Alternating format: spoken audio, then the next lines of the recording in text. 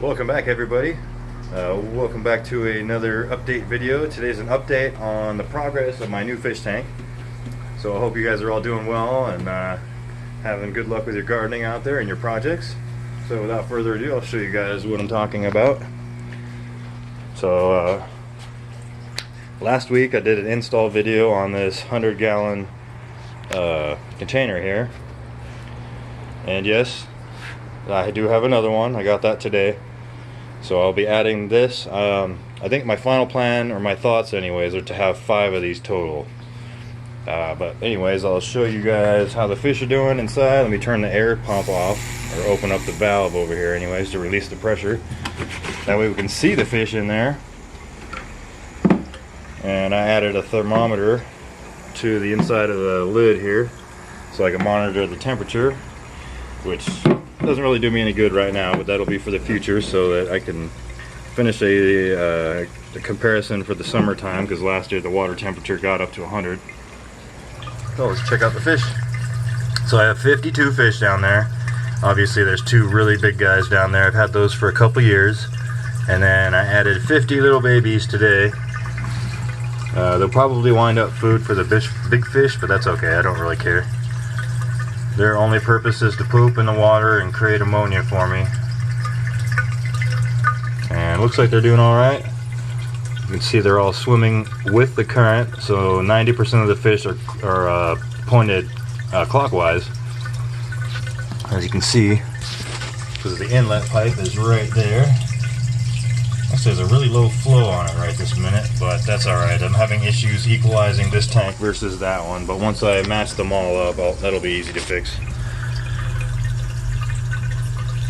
Plus, I plan on digging up this 1-inch line that I have here, and I'm going to replace it with a 1.5-inch line, and I'm going to put it on the ground and just cover it up with some bricks and rock, so that I can have a better flow, because I know that this is constricting the pump that I have down there, and I know that pump can pump a lot more water because it's only going up. I did the measurements, it was only 8 feet and it can pump up to 13. So we're gonna fix that later, but that'll be another video for another day. I'm lucky enough to have today off, so I can kind of take it easy today and share with you guys the progress of the fishies. So there they are. They're doing good. And then I'm sure I'll lose a few of them tonight, but we'll see what happens. So I'm going to turn the air back on.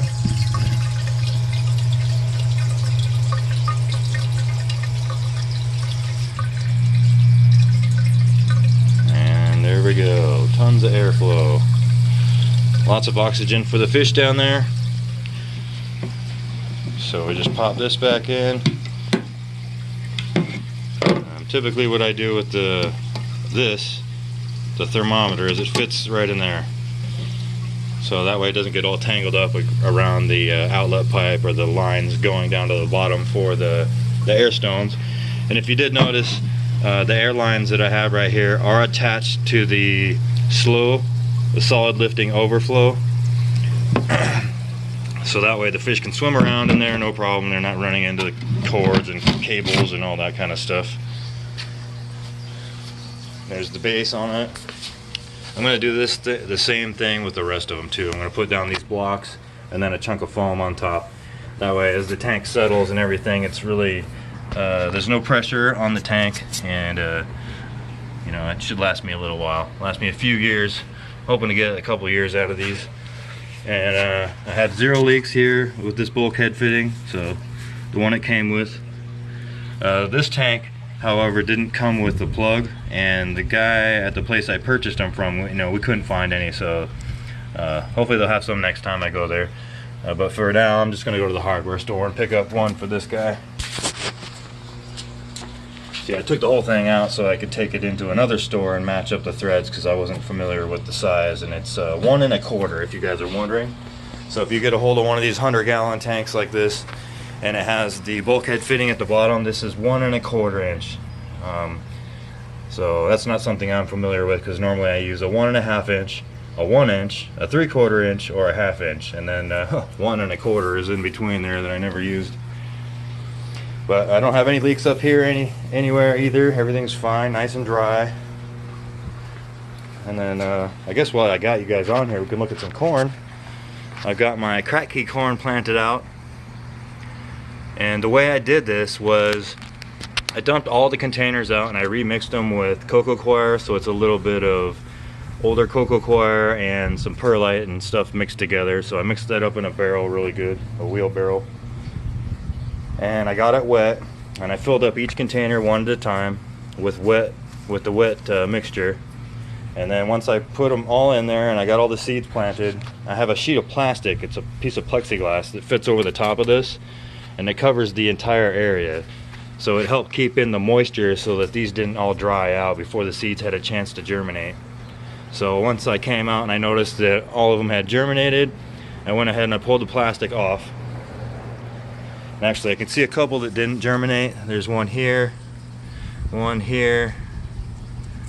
and another one here. So 3, 4, 5. So I had 5 out of however many there are here. Every time I quote a number, it's not even close. Let's just do a count. 1, 2, 3, 4, 5, 6, 12, 20. I'm sorry. 6, 12, 18, 24, 30, 36, 44. So there's 44 of these containers. Sorry about the finger. So 44 of these in there. And then of course these are going to get really tall and they'll go all the way up to the ceiling, but I'll show you guys that later. And then I need to cover up this area too so I don't get a bunch of algae in there. Actually I can see some already. So I need to get this covered up and get the light out.